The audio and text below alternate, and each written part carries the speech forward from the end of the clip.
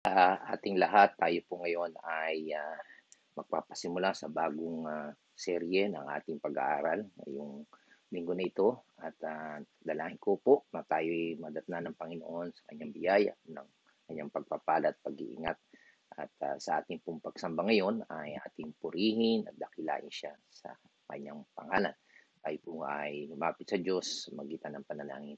O aming Diyos, aming Panginoon, kami ay nagagalak sapagkat minsan pa'y tinulot mo na kami ay sumamba sa iyo sa Espiritu at katotohanan.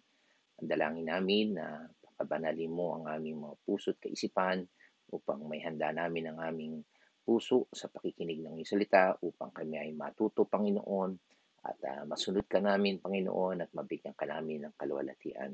Tulungan mo po kami at ang iyong Espiritu ang kumilos sa aming mga buhay at gayon din sa mga kapatiran namin at mga tao na makakapakinig ng iyong salita. Ito po, Panginoon, ang aming dalangin at salamat sa pangalan ni Jesus. Amen. Okay. Gaya na aking nabanggit sa inyo ay magpapasimula tayo sa panibagong paksa na ating pag-aaralan at ito ay matatagpuan pa rin natin sa ating teksto. Ngunit ang pamagat nito na ating pag-aaralan ngayon, Why Christians Don't Love the World. Okay? Last time ay yung the love that God hates. Okay? Yung pag-ibig na kinamumuyan ng Diyos. Yun yung pag-ibig sa sanlibutan. Kaya tayo, mga Kristiyano, ay talagang hindi dapat mahalin ang mundo na ito at ito yung makikita natin ang susunod na mga araw ay pag-aaralan natin kung bakit nga ba na ayaw ng Panginoon na mahalin natin ang sanlibutan. At minsan pa ay tayo ay dumako sa kanyang salita at ating basahin ito ng sama-sama. Okay? At ito nga po ang sinasabi sa unang Juan, Kapitulo 2, talatang 15 hanggang 17. Niya, huwag ninyong ibigin ang sanlibutan ni ang mga bagay na nasa sanlibutan. Kung ang sino man ay umiibig sa sanlibutan, ay wala sa kanya ang pag-ibig ng Ama. Sapagkat ang lahat ng nasa sanlibutan, ang masasamang pita ng laman at ang masasamang pita ng mga mata at mga kapalaluan sa buhay ay hindi mula sa Ama, kundi sa sanlibutan. At ang sanlibutan ay lumilipas at ang mga masasamang pitang iyon dadapwat ang gumagawa ng kalooban ng Diyos ay mananahan magpakailanman.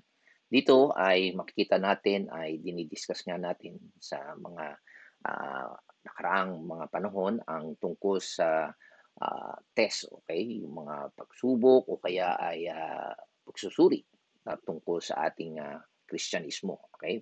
At dito nga ay sa bahaging ito ay ito yung test na yung iniibig ba natin ang sanlibutan. Okay?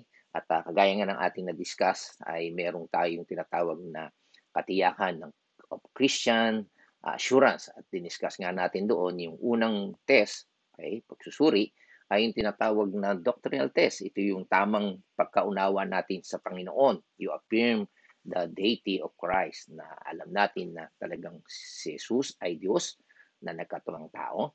Yun po ay napakahalaga na maintindihan natin at paniwalaan at i-embrace po natin. Pangalawa ay you affirm your sinfulness, maintindihan natin na tayong tao ay talagang makasalanan ang ito'y likas sa atin.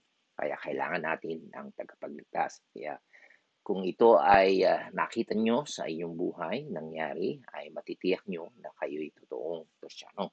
At ang pangalawa na bahagi ng test na ito ay pagsusuri sa inyong sarili kung talagang may ugnayan na kayo sa Panginoon ay yung tinatawag na makikita sa inyong buhay yung pagsunod sa salita ng Diyos. Okay? At hindi na yung sarili nyo ang sinusunod nyo, kundi kung ano yung sinasabi ng salita ng Diyos. Pangalawa ay makikita natin sa bahagi ng moral test ay yung tinatawag na love toward others. Okay? Papakita ng pag-ibig natin sa kapwa natin. Okay? At ito nga po yung pangatlo na ating tinatalakay ngayon ay you have no love for the world. Okay? Sapagkat ang sino man daw na umiibig sa sanlibutan, ang sabi ang pag-ibig ng Ama ay wala sa kanya. Ibig lang sabihin, wala siyang relasyon sa Panginoon.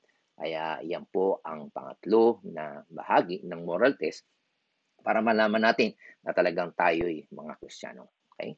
Sa pagpapatuloy makita po natin dito ang isang, nakakalungkot na pangyayari sa, issue ng, ika nga ay, paglilingkod ay itong tinatawag na, the most devastating, nakakalungkot na pangyayari, issue sa deal natin sa ministry ay issue ng spiritual defection, okey? Yung defection po ay yung, pag-alis, okey, o ina-abandon, okey, pagtalikod sa mga bagay na sinasampalatayanan, okey? At, yun po ang makikita natin. Ito po yung sinasabi na it is the issue of those people na nagke-claim na, sumusunod kay Kristo and then at some point forsake Him, okey? Yung mga sumasama na sa ministry, okey? At, kasama mo na sa church, okey? Sa paglilingkod, sumasama na sa iyo sa mga gawain, sa Bible study, sa misyon. Pero dumating sa punto nila ng buhay nila ay inabandon nila ang church, okay? At inabandon nila yung ang pananampalataya nila. So ito ay talagang nakakalungkot at nakakasama ng loob na makikita natin, okay? Na talagang nangyayari at siguro ay mayroon kayong mga kakilala. Ako personally ay meron akong kakilala na talagang kasama ko nung kabataan at nagmi-mission kami, nagba-Bible study kami. Pero at dumating sa kanyang punto na dumating na nagbago siya ng kanyang pananampalataya, nagbago siya ng kanyang belief at iniwan pa niya yung kanyang asawa at talagang nakakalungkot na mangyayari. So yan po ang makikita po natin, itong mga tumalikod na ito ay talagang napakasakit, okay, talaga sa buhay ng mga nagmiministeryo. Okay, sapagkat binigay mo yung buhay mo sa kanila, may mga kasama tayo na talagang tinulungan mo sila, buong puso mo na tinulungan, pero dumating sa buhay nila na talagang iniwan pa rin nila. Okay? So itong mga bagay na ito ay talagang nakakalungkot, okay? Nagbibigay ito ng pain, suffering, okay? At lalo na itong masaklap kung hindi lang natin alam yung nangyari kay Judas at alam natin na si Judas ay makita natin na sabi niya, Judas provide a sort of strength, encouragement para sa atin, okay? Because even under the Lord's tutelage, okay, yung pagtuturo ng Panginoon at yung pagdi-disciple niya, ay makikita natin na meron pa ring depektor, okay? So, kung nangyari yan sa atin, na meron tayong mga tinuturuan, okay, at binigay natin yung ating buhay at pagkilos o pagkalinga sa kanila, pero makita natin meron pa ring tumalikod. Kagaya din ng ating Panginoong Hesus sa kanyang ministeryo at pagtuturo ay meron tayong nakita niyan. At kung titingnan po natin sa New Testament, ay makikita po natin sa 2 Timothy chapter 4 ay may mga listahan po ng mga depektor, okay? Mga tumalikod. At yan po ay makita natin sa 2 Timothy chapter 4 verse 10. At mabilis lang natin, mamaya di-discuss natin. Yan yung una, si Demas, sabi niya, because he loved this world, has deserted me, and has gone to Thessalonica. Okay, sino pa yon? Si Phygelus, okay? Dinesert din siya. Iniwan din si Paul at yan po ay nabanggit niya sa 2 Timothy chapter 1 verse 15. At yung pangatlo ay si Hermogenes, okay? Iniwan din siya, okay? And then yung pang-apat ay si Crescens, okay? Has gone to Galatia. Pero ito naman, hindi naman sila minahal ng mundo kundi missionary work naman ang pinuntahan. And then si Titus pumunta sa Dalmatia, okay. Ay pumunta naman siya doon upang magkaroon ng mission din. Kaya iniwan din niya si Paul and then si Tychicus, Tychicus to Ephesus, okay? At yun po rin naman ay dahil sa missionary work. So diyan po makikita natin na yan po yung mga tao na kasama ni Paul, pero yung tatlo, si Demas, si Phygelus, and si Hermogenes ay talagang iniwan siya, okay? Pero yung iba naman ay gumawa ng mga missionary work. At marami pa pong mga kasama si Paul na kumbaga sa kanyang ministeryo ay iyon po ay nakatala sa 2 Timothy chapter 4 verse 19 to 21. Ayan nga po yung si Prisca and Aquila at yung sambahayan ni Onesiphorus, okay? Erastus, okay, na nanatili sa Corinto, si Trophimus, na naiwan niya sa Miletus, okay? And then yung si Eubulus at doon si Pudens, si Linus, Claudia at lahat marami pang mga mga kapatid, the brethren. So dito makikita natin yung klase na ini-indicate 'to, pinapahayag sa atin yung mga grupo ng mga tao na kasama ni Paul sa kanyang ministry. Kagaya din natin habang tayo naglilingkod sa Panginoon ay talagang makikita natin may mga taong kasama natin sa ating paglilingkod. So very familiar po 'yan, okay? So dito makita natin sa ating pag-aaral na ito sa pagsulat ni Paul sa 2 Timothy chapter 4, ang isang particular na unique dito sa chapter na ito na kanyang binanggit sa 2 Timothy, ito na yung pinakapinali niya. Okay? Kumbaga, huling-huli niya ng sulat ito. Okay? At dito makikita natin na talaga sabi doon sa chapter 4 verse 6 ay sabi doon ay iinom na siya. Sabi niya, I'm already being poured out as a drink offering. Okay? Talagang ito yung huling bahagi na niya. No? Sabi niya ay ako'y iaalay na, dumating na ang oras ng pagpano ko sa buhay na ito. Ayan, makikita natin. Okay? So, yung time ng kanyang departure na. Okay? At saka ay talagang he fought the good fight. Okay? At tapos niya na ang kanyang course. Okay? I have kept the faith. Okay? So, yan po makikita natin.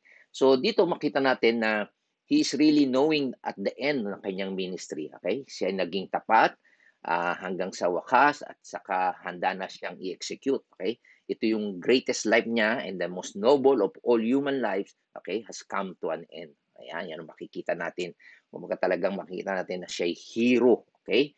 So, makita natin dito bilang hero ay makita natin dapat bigyan siya ng pagpaparangal. Okay? At dapat bigyan siya ng mga tribute. Okay? Na talagang bilang magandang paglilingkod na ipinakita niya sa Panginoon. Okay? So ito yung nakikita natin na the greatest calling na pwedeng mangyari sa isang tao ay tawagin ng Diyos na bilang apostol. At yun po ay nakita natin. At bilang sa mga apostol ay makikita natin na siya ay ginamit ng Diyos. Okay? At sapagkat ginamit siya upang makasulat siya ng 13 libro, okay, sa New Testament. So dito makita natin yung iba't samo-samong mga power of his life. Yung talagang makikita natin ginamit siya. Yung message niya, yung lalim at lawak at ng contribution niya to inspire ng pagra-writing. Okay? So yan makita natin at yung pag-spread ng gospel sa mga Gentile world. Okay? So, makita din natin dito na siya yung pinaka-founder ng mga Gentile Church. Okay? At makikita din natin yung nag-flow yung kanyang ministry. So talagang karapat-dapat lang siya na bigyan ng papuri, okay? Para sa kanya. Pero dito sa huling sandali ng kanyang buhay, the story, okay, humanly speaking, ito ay heartbreaking kasi nga dapat siyang parangalan pero ano nangyari? Siya'y iniwan, okay? Ng mga ibang tao. Pero dito makita din natin sa 2 Timothy chapter 1, makita natin dito ay si Paul ay ang nais niya ay Paul's concern kung malapit na nga siyang kuhanin ng Panginoon ay siyempre gusto niyang ipasa yung baton of ministry to the young Timothy. Okay? Si Timothy ay he wants to have Timothy to take over his ministry. Ito po naman dapat kapag talagang ikaw ay ginagamit ng Panginoon, hindi habang buhay ka na dito sa mundo na ito. Kung kailangan na ipasa mo, hahanap ka ng Timothy mo. At ito ang sa dami ng mga tao na nakasama ni Paul sa ministeryo, ay si Timothy ang kanyang talagang napupusuan, okay, na ipasa. Okay? At makikita natin na ito ay bahagi ng buhay ng mga pastor, mga apostol, at mga nasa ministeryo, hindi habang panahon na ikaw lamang at kinakailangang ipasa mo ito. At makikita nga natin na si Timothy, of course, was the first choice, but Timothy was struggling seriously. Yan po ang makikita natin. Di ba? Minsan din yung mga papasahan mo, tumatanggi sila, nag-struggle. At ito yung makikita natin na sinabi niya sa 2 Timothy chapter 1 verse 6 to 8. Sabi niya, dahil dito, napaalala ko, sabi niya ni Paul kay Timothy, ko sa iyo na gamitin mong mabuti ang kaloob na ibinigay sa iyo ng Diyos nang ipatong ko sa iyo ang aking mga kamay. Sapagkat ang espiritong ibinigay sa atin ng Diyos ay hindi espiritu ng kahinaan ng loob. Kita niyo na medyo nag-ano si Timothy, na hesitate siya, mahina ang kanyang loob. Sabi niya, kundi espiritu ng kapangyarihan, pag-ibig at pagpipigil sa sarili. Kaya't huwag kang mahiyang magpatotoo. Okay? Medyo may pagkamahiyain pa siya tungkol sa ating Panginoon. At huwag mo ring ikahiya. Okay? Kita nyo? Na isang bilanggo alang-alang sa Kanya. Sa halip ay makihati ka sa pagtitiis para sa mabuting balita, umasa ka sa kapangyarihan ng Diyos. Okay? Diyan po makikita natin na he's telling na kay ni Timothy na huwag kang maging duwag, okay? At huwag kang magkaroon ng spirit of timidity, of spirit of cowardness, okay? Huwag yung mahina ang loob mo, okay? At hindi ka dapat mahiya, okay? At huwag mo kong ikahiya na dahil nga ako ay nakakulong, okay? At sabi ng magtiis ka, mag-suffer ka, okay? So dito makita natin na it is very interesting insight na tungkol kay Timothy, okay? Na kung ano yung dapat na kumbaga sa crucial na sitwasyon ni Paul, okay? Sa buhay ni Paul ay gusto ni Paul na talagang ipasa niya yung baton, okay? At ito nga ay para ibigay niya kay Timothy, okay? So ano sabi niya? Timothy, anong dapat kailangan ni Timothy? Isa-isahin natin yung binanggit ni Paul para kumbaga ay matanggap niya ang ministeryo na iaatang ni Pablo sa kanya. Ano sabi ni Paul? To be using, ano ang kailangan ni Timothy? Gamitin niya yung gift na ibinigay ng Panginoon. Pangalawa, sabi niya, to be strong. Kinakailangan maging malakas ka. And then ano pa? Kinakailangan maging matapang ka, courageous ka. Okay? At ano pa yung pang-apat?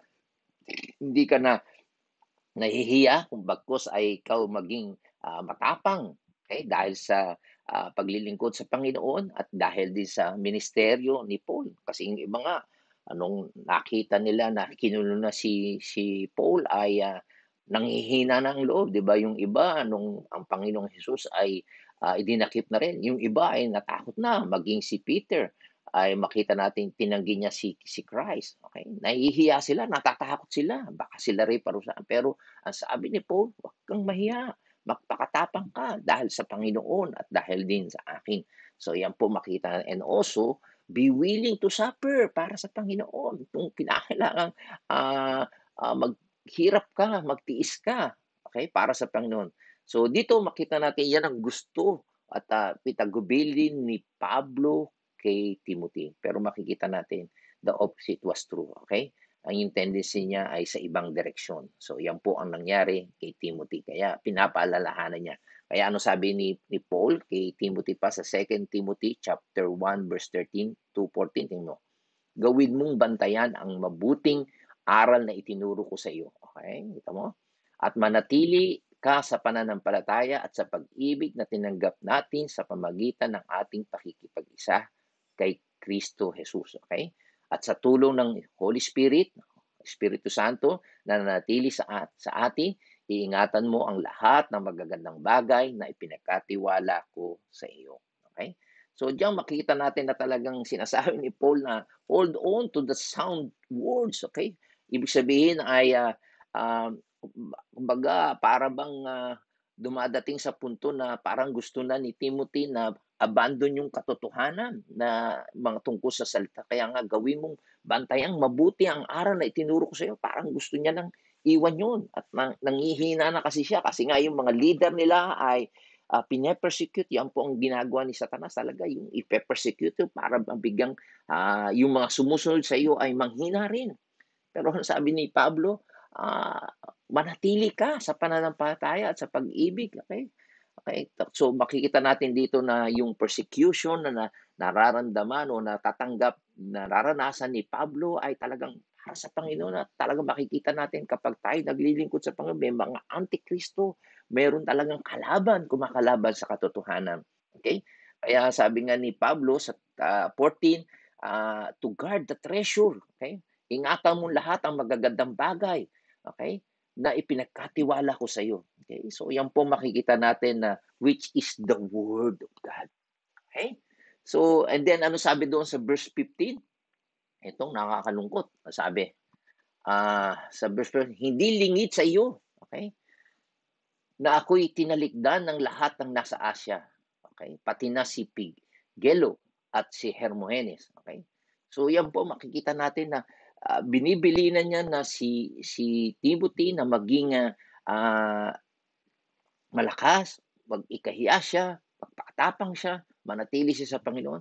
At kaya binanggit niya, hindi lingid sa iyo na iniwan ako, tinalikdan ako ng mga nataga sa Asia. At binanggit pa niya si Pigelo at si Hermones. Maaring itong dalawang ito ay mga kilalang tao. Kaya kita mo, sabi niya, iniwan ako ng mga taong ito. Okay?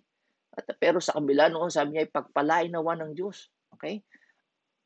Ang mga sambahayan ni Onesiporo. So hindi naman lahat, meron pang nanatili yung sambahayan ni Onesiporo, may maraming pagkakataon ako'y kanyang inaliw, hindi niya ako ikinaya kahit ako'y isang bilanggo. So yan po makikita natin na mga sitwasyon na nangyari sa buhay ni Pablo sa kanyang pakikipag-usap kay Timoteo kasi nga pinali na yun, nasa huling sandali na, binibili na niya na si Timoteo.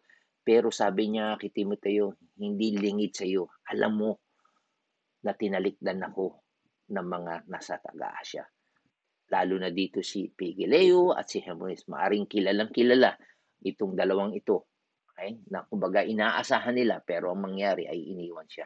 Pero buti na lang, merong nanatiling ang sambahayan ni Onesiporo. Okay? So yan po ang sitwasyon. Makikita po natin dito. So dito makita natin na the price was too high para sa kay Pablo na maraming mga defector na sa kanyang buhay, okay? Tumalikod. Kumbaga, maraming tao ininvest niya ang kanyang buhay, pero anong nangyari?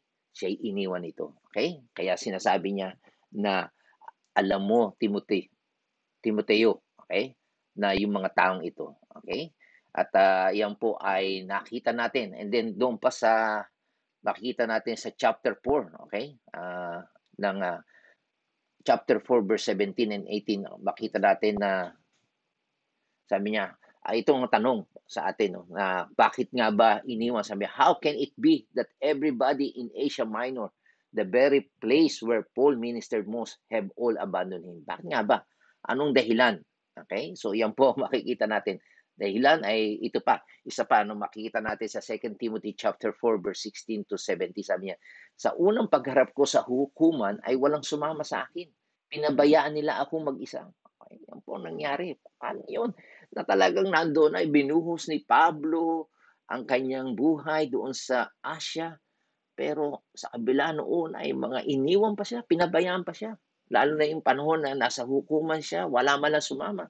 Pero imbis na sumama ang loob niya, ano sabi niya? Patawarin nawa sila ng Diyos. Okay? Parang ito yung makikita natin ng Panginoong Jesus nang nakapako sa krus. Sabi niya, patawarin mo sila sapagkat hindi nila nalalaman ang kailang ginagawa. So, ayan po makikita natin ang Espiritu ng Diyos sa buhay ni Pablo. Maging kay Stephen, di ba, nung siya ay pinagbabato ni Saulo, kasama siya si Saulo noon, okay, at yung iba pang mga tao, binato sa niya, Panginoon, wag mong ano yung kanilang kasalanan, patawarin mo sila, okay? Pero yun po ang sitwasyon. Pero dito sa verse 70, sabi niya, ngunit sinamahan ako ng Panginoon at binigyan ng lakas upang mapangaral ng lubusan sa lahat ng hintil at ako'y iniligtas niya sa tiyak na kabatayan. So yan po makikita natin na nangyari kay Pablo. Okay? Na talagang mayroong kasama siya, iba-iba yung mga nakasama niya at sama sa magkahalo yung iniwan siya at iniwan siya dahil sa pag-ibig sa sanlibutan at yung iba naman ay para sa paglilingkod sa Panginoon. At kagaya nga sabi sa inyo at ulitin natin, sa New Testament nga, ang mga listahan ng mga umiwan sa kanya ay makikita natin sa 2 Timothy chapter 4 verse 10. At ito nga po ay una, si Demas. Okay? Anong dahilan kung bakit iniwan ni Demas si Pablo? Kasi binahal niya ang sanlibutan na ito. Okay? Has deserted me and has gone to Thessalonica. Pumunta siya sa Thessalonica. Pangalawa nga si Phygelus at iniwan nga siya at gayon din si Hermogenes. Okay? Ayan yung binanggit natin sa 2 Timothy chapter 1 verse 15. At si Crescent, yung nga pumunta siya sa Galatia pero hindi naman to tumalikod sa Panginoon, hindi rin tumalikod iniwan niya lang si Pablo pero dahil naman sa missionary work. And then si Titus, gayon din, missionary work, at pumunta siya sa Dalmatia, okay? And then si Tychicus, okay? Pumunta naman sa Ephesus, okay? At yan po ang makita natin ngayon, didiscuss natin ngayon kung sino ba itong si Dimas, okay? Sino ba si Dimas, okay? Alam niyo ba si Dimas ay naging co-worker ni Paul sa maraming panahon, okay? Yun, co-worker ni Paul siya for many years, okay? Alam niyo po ba na he was close friend of the apostles. Yan po ay makikita natin sa Colossians chapter 4 verse 14. Ito ay napakalaking pribileyo na kasama ka ni Pablo, di ba? At itong si Dimas na ito ay is someone pretty rich company. Kumbaga, nakakasama siya ng talagang magagaling na mga tao. Okay? At isipin niyo, kumbaga, ay mga kilalang tao noong panahon na yun, at talagang si Pablo at iba't ibang mga kasama niya. At ito ay makikita nga natin sa Colossians chapter 4 verse 12 to 14. Tingnan niyo kung sino-sino yung mga nakasama ni Dimas. Sabi ni Paul sa Colossians, kinakamusta rin kayo ng kababayan ninyong si Epaphras. Okay? Isa sa mga nakasama ni Dimas at ni Paul ay si Epaphras. Sino yung si Epaphras? Na lingkod ni Kristo Jesus. Lagi niyang idinadalangin ng buong taimtim na kayo'y maging matatag, ganap at lubos na masunuri sa kalooban ng Diyos. Okay, kita nyo, very spiritual tong si Epaphras. Saksi ako sa pagsisikap niya para sa inyo at sa mga nasa Laodicea at Hierapolis, okay? Tapos sabi daw sa verse 14, nangangamusta rin sa inyo si Dimas. Okay, kita nyo, kasama nila ni Paul si Dimas at ang mga minamahal nating manggagamot na si Lucas. Okay, yung si Luke na doktor at sumulat ng Book of Luke at saka ng Book of Acts. So yan po makikita natin ang kasama ni Dimas at ni Pablo. Okay? So tingnan natin, ano sabi nga ay sino tong si Epaphras na ito? Si Epaphras po, isasabi sa Bible nga, a bond slave of Jesus Christ. Okay? So yan po ang mga spiritual character na makikita natin na kasama ni Dimas. A man who labor earnestly in prayer. Talagang masigasig po ito sa panalangin para sa mga iglesia that they would stand perfect and fully assured in all the will of God. The man who had a deep concern for the believer, there is a spiritual man. Okay, yan ang kasama ni Dimas. Okay, bukod kay Pablo, ay si Epaphras ay kasama niya. Sino pa ang kanyang kasama ng mga bigatin? Itong si Luke. Okay, alam natin si Luke ay isang biographer, kaya nga naisulat niya ang tungkol sa buhay ng ating Panginoon sa Gospel of Luke at saka doon po sa Book of Acts. Okay? Siya rin po ay isang physician ni Paul. Okay? Private, personal physician ni Paul. Ayan, makikita natin. Kaya dyan din sa Philemon chapter 1 verse 23 to 24, sabi niya, kinakamusta ka ni Epaphras, nakasama kong nakabilanggo dahil kay Kristo Jesus. Okay? Kinakamusta ka rin ni Marcos, okay? Ni Aristarco, okay? Ni Dimas, at ni Lucas na mga kasama ko sa gawain. So yan po ang mga listahan ng mga kasama ni Dimas. Si Epaphras, si Marcus, at si Aristarco, at si Lucas, at si Paul. So yan po makikita natin dito na si Dimas ay napapaligiran ng mga best people. Okay? At makita natin yung influence ni Luke along the personal physician and companion ni Paul sa ministry. At makikita nga natin na siya historian at biographer ni Jesus Christ at ginamit siya ng Holy Spirit para maitala ang pagkakasunod-sunod na pangyayari sa Book of Acts. Okay? So, dyan din ay makikita natin na kasama niya si Epaphras, isang personal companion ni Paul sa pangangaral.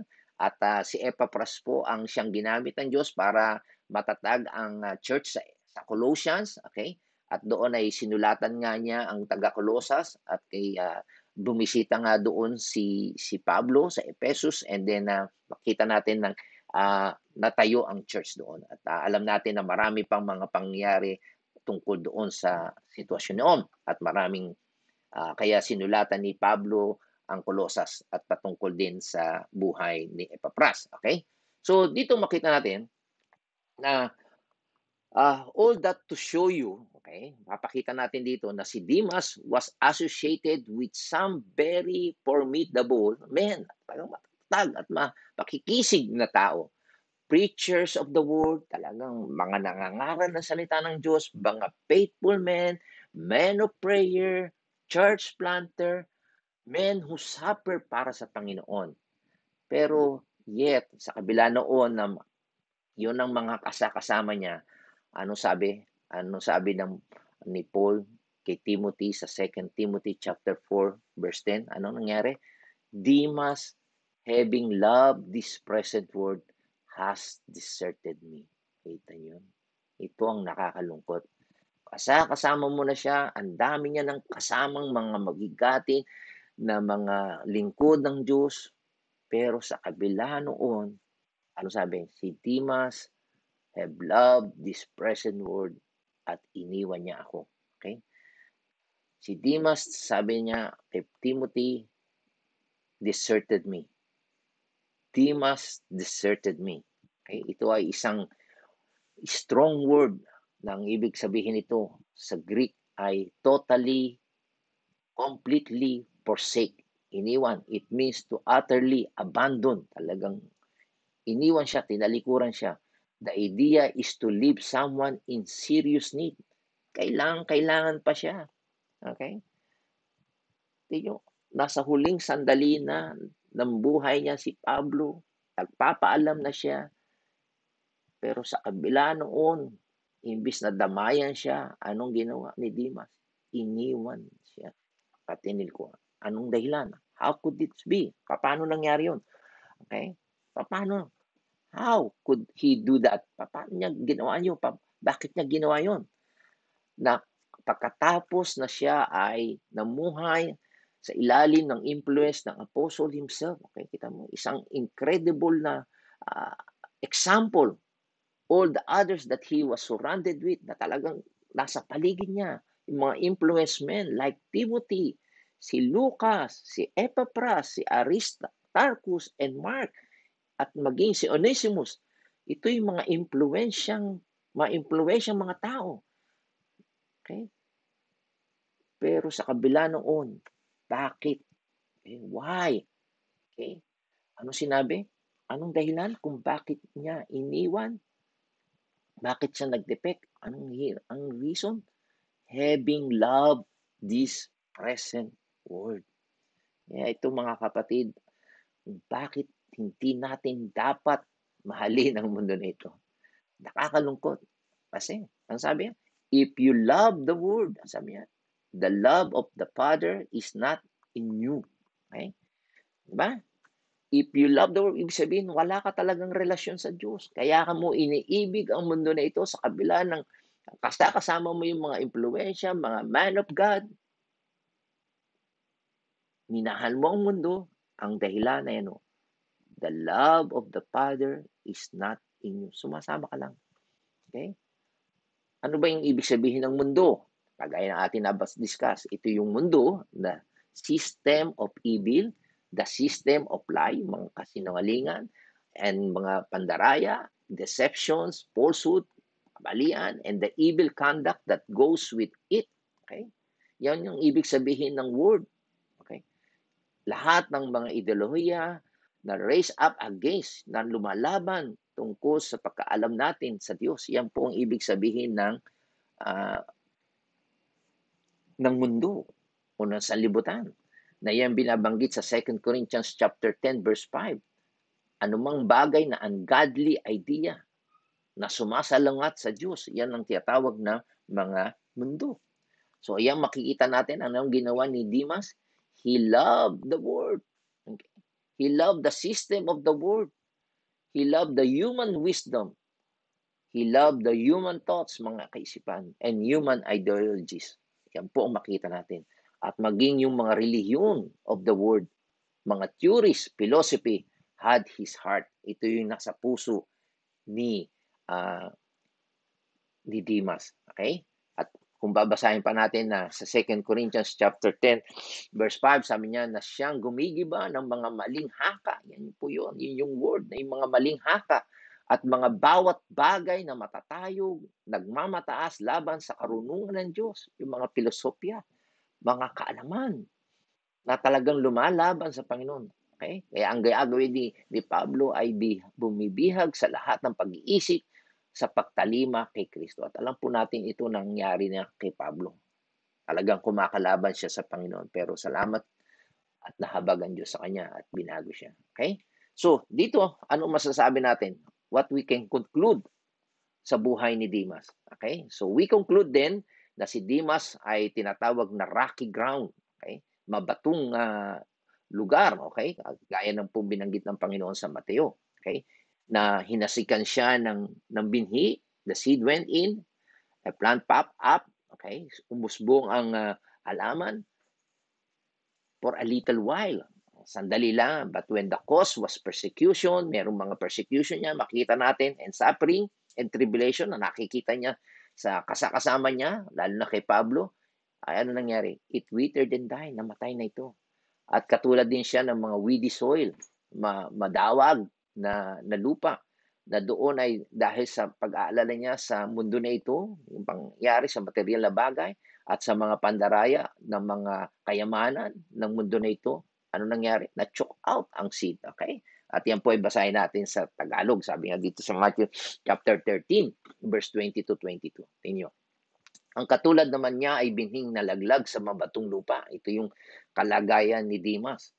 Ang mga taong to ay dumirinig ng mensahe. Kita nyo, nakikinig siya. Kasama pa nga ni Pablo at mga na Mark at na mga si Jesus, ni na iba't ibang mga alagad. Pero sabi dito, kaagad at masaya niya itong tinanggap. Okay, kita nyo, masaya siya, kasama siya sa mga missionary work. Di ba?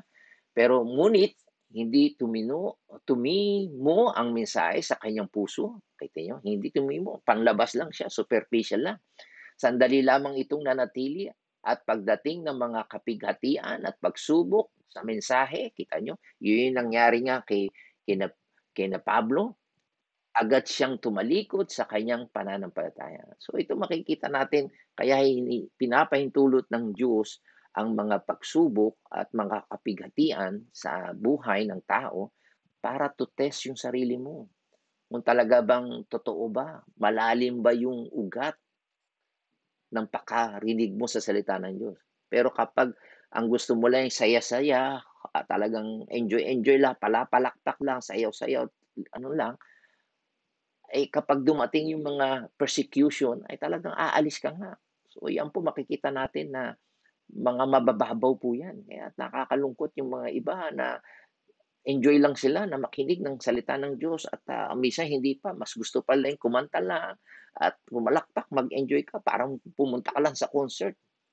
No, kinakailangan makapakinig ka ng salita ng Diyos para lalo kang tumibay. Para kapag dumating yung mga pagsubok, kapighatian sa buhay mo, ay talagang hindi ka tatalikod. So, yan po ang dahilan. At sabi din doon sa verse 22, ang binhi namang nahulog sa mga damuhan, matinik, na halaman ay naglararawan sa mga taong dumidinig ng mensahe, ngunit dahil sa pagkabalisa sa maraming bagay, okay, dito marami silang alalahanin sa mundo, at pagkahumaling sa kayamanan, kita niya na, mas gusto nila yung mga kayamanan, material na bagay, ang mensahe ay nawala sa puwang ng kailang puso, at ito'y hindi nagkaroon ng bunga sa taong yun. So yan po makikita natin yung iba. Mas hindi nila pinapahalagaan ang salita ng Diyos. Mas gusto nila yung mga mararaming bagay dito sa mundo. Yung paano sila yayaman, kikita, kaya mas gusto nilang magtrabaho pa pag araw ng linggo, mas aasikasuhin nila yun. Kaya walang puwang sa nilang puso. So yan po ang mga tao na dating mga kasama natin. Okay, kasama ni Pablo, si Demas, pero wala, mababaw lang. Okay?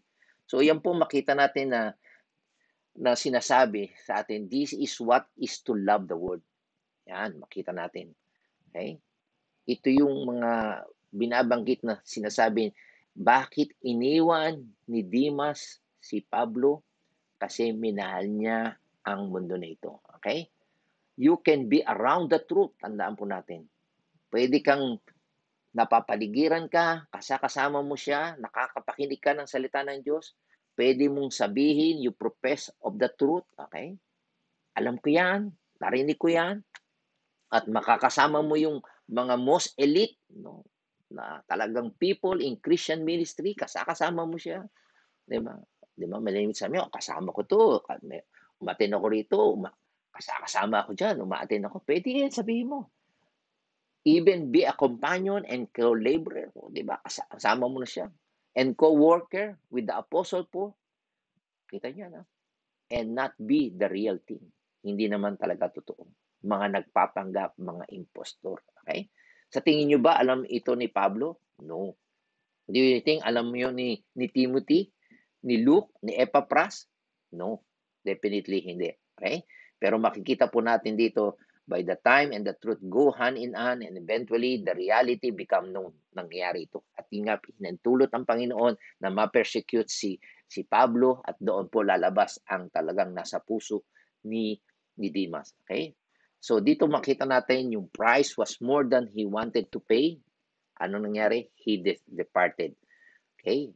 Pinabayaan niya ang apostol because he loved this present world. He loved the system more than the love of God. Mas ginusto niya yung masamang sistema ng mundo na ito kaysa sa pag-ibig. He loved what the world offered to him with his idea at yung kanyang conduct more than he loved what God offered him in this kingdom. So ito po yung nangyari kay Dimas. At ako'y nalulungkot na wag nawang mangyari ganito ang mga nangyayari sa ating mga kasama ngayon. Dahil sa pandemya, sa sitwasyon natin ngayon, wala na. Kinalimutan na ang Diyos. Mas minahal nila ang mundo na ito. Mas gusto nila yung, sabi niya, paano kami, magugutom kami, uunahin pa ba namin yan? Dito, itetest ko talagang totoo ba yung binhi ay tumubo sa inyo. Mataba bang lupa ninyo o rocky or nasa dawag kayo. Tandaan po natin, this is a very deadly to saving faith. Okay? Dito po makikita natin na mangyayari, this is deadly to saving faith. Okay? Bakit? Ano sabi po doon sa James? Sabi niya, sa James chapter 4 verse 4, ano sabi doon? Kayong mga ngalo niya. Okay? Ye adulterer and adulteress. Okay? Yun ang tawag ni James. Hindi ba ninyo nalalaman na mga pakikipagkaibigan sa salibutan ay pakikipag-away sa Diyos? Okay? Sino mangang umiibig na maging kaibigan ng salibutan ay nagiging kaaway ng Diyos. Kaya makikita natin dito na talagang na hindi tayo dapat makipagkaibigan sa mundo na ito sapagkat ito'y pakikipaglaban sa Diyos. Okay? So therefore, makita natin na we wish to be, hindi natin dapat maging kaibigan ang mundo na ito kasi nagiging kaaway natin ng Diyos. Okay? So dito makita natin na itong sistema na ito ay talagang masama. Okay? Na hindi po pwedeng maging magkaibigan ang Antikristo at si Kristo. Hindi po pwedeng maging kaibigan ang nasa Diyos at mga hindi mananampalataya. Okay? Yan po ay maliwanag po yan. Kaya dito ay isang makikita natin na nakakainis, okay? This is an antipathy in the heart of the unregenerated world toward the truth of the gospel. Ayan, makita natin, okay? Na talagang ang mga hindi mananampalataya sa kanilang puso ay talagang ayaw nila, okay?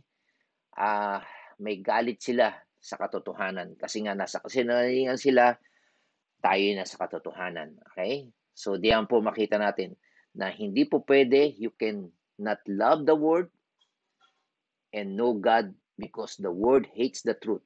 The word that we're talking about. Okay? So, tandaan po natin yon na hindi natin pwedeng mahalin ang sistema na masamang sistema ng mundo na ito sapagkat kilala natin ang Diyos sapagkat ang mundo na ito, okay, ayaw niya ng katotohanan. So every time na makikita nyo kapag kayo ay nangangaral ng salita ng Diyos, yung mga tao ayaw talaga kayong basta-basta pakinggan. Hindi nila papakinggan sapagkat nasa kasinungalingan sila. Kayo nasa katotohanan. Okay? So yan po ang makikita natin. At we expect that. Okay? At huwag tayong manghihina ng loob. Ang mahalaga ay ipangaral natin ang katotohanan tungkol kay Jesucristo. Okay? So, tandaan natin, ano ba yung mundo na ating pinasabing ito? Okay? We're not talking about, siyempre, yung created order, yung nilikha ng Diyos, ang physical world. We're not talking about the world of humanity. Okay? Hindi yung mga tao na sa mundo na ito, kundi ang tinasabi natin, ang pinag-uusapan natin ay yung sistema, okay, of the human thoughts, okay, simple na makasalanan, kabulukan, yung corruption, and fallen human thoughts. Okay? Yun yung wag nating mamahalin. Okay? So, whatever form it takes, anuman uri yan, whether it is philosophical, okay, mga maraming pilosopo, maraming mga katwiran, or mga ito ba man ay religious, mga reliyon, anything that is against, okay, kung ano yung ipinahayag ng Diyos sa kanyang salita, ito ay mga kabilang sa sanlibutan na hindi natin dapat mahalin o embrace. Kaya anumang mga dumarating ngayon na mga pilosopo, mga katuruan, mga yung pag-aasawa ng lalaki at kapwa lalaki, babae kapwa babae, mali yan. Yan po ay nasa kabilang sa mga mundo na ito. Kung anumang mga itinuturo ng mga reliyon, mga kung ano-anong uh, prosperity teaching, liberation theology na against sa salita, revealed word of God, yan po ay kabilang sa mundo na ito na hindi natin dapat mahalin. Sapagkat ang sinumang umiibig sa mundo na ito ay wala sa kanya ang pag-ibig ng Ama. Ibig sabihin, wala pa siyang relasyon sa Diyos.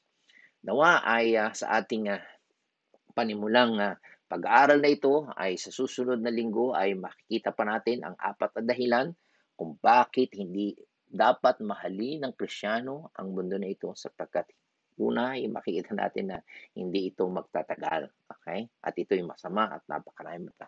So sana sa umagang ito ay natutunan po natin na hindi ang umiibig sa mundo na ito ay pakikipaglaban sa Diyos. Okay? Sana ay matuto po tayo at talagang makita natin ang isang hindi magandang pangyayari na sa kabila na may mga tao na kagaya ni Dimas, kasama na siya ng mga spiritual men, mga dakilang tao sa mga lingkod ng Panginoon. Pero sa kabila noon ay nagpapanggap siya. Mula sa kanyang puso, mas mahal niya ang sanlibutan kaysa sa Diyos. Naway hindi ito mangyari sa atin. At ang aking din panalangin, yung mga iba nating mga nakasama at ngayon ay nawala na, tumalikod na, kahabagan sila ng Panginoon. Tayo po ay lumapit sa Diyos. Manalangin. Panginoon, kami po ay lumalapit at humihingi ng kapatawaran sa mga tao na talagang sa kabila ng nakarinig na sila ng salita mo, pinakita namin ang pagmamahal, pag-aaruga at ang aming puso sa kanila. Pero sa kabila noon, sila'y tumalikod, iniwan ang pananampalataya at minahalang mundo.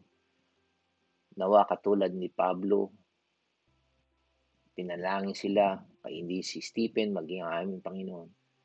Patawarin mo sila, Panginoon. Naway dumating sa kanilang buhay bago sila mamatay, ay makita nila ang kamalian, Panginoon. At hindi magandang idudulot, Panginoon, ang pag-ibig sa sanlibutan. Naway buksan mo ang aming puso, ang aming mata, ang aming kaisipan sa katotohanan na walang idudulot na mabuti ang pag-ibig sa sanlibutan. Kaya Panginoon, tulungan mo sa kami na sa magitan ng iyong salita ay lalo pa naming maipangaral sa ibang mga tao ang iyong mabuting balita ng pagliligtas na tanging sa Panginoong Hesukristo lamang matatagpuan namin ang tunay na kaligtasan katulad ni Pablo na anumang bagay na pilosopo, anumang bagay na reliyon, anumang bagay na inari niyang pakinabang ay naging walang kabuluhan alang-alang sa kanyang pagkakilala sa Panginoong Hesukristo. Kaya ito po yung napakadakila na mangyari sa isang tao, kilalanin ka na Diyos, tagapagligtas at Panginoon ng aming buhay. Kaya ito po ang aming dalangin kung bakit namin ipapangaral ang iyong salita upang matiyak ng tao na tanging sa iyo lamang mayroong kaligtasan at mayroong Panginoon ang kapayapaan at kapatawaran ng aming mga kasalanan. Kaya dalangin namin ng iyong salita sa lahat ng makakapakinig nito ay magdulot, Panginoon, ng pagsisisi at pagbabago at pananampalataya sa aming Panginoong Hesukristo. Sa iyo ang papuri, ang pasasalamat, ang kaluwalhatian sa pangalan ni Jesus. Amen. Magandang araw po sa ating lahat at pagpalain po tayo ng ating Panginoong Jesus.